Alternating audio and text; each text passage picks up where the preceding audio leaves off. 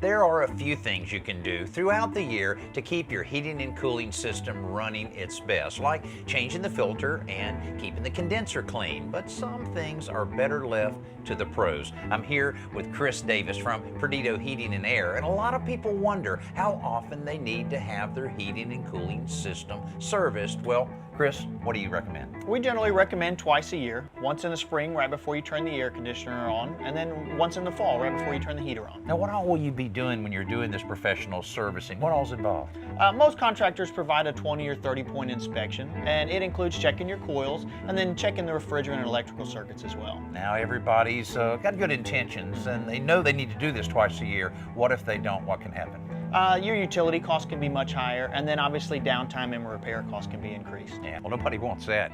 These service visits aren't expensive, about $75 to $100 in most places, and many companies offer annual service plans that make it even more affordable. Either way, it's a heck of a lot cheaper than repairing or replacing a worn-out system, so don't forget to get your system inspected and cleaned by a professional. You'll be glad you did.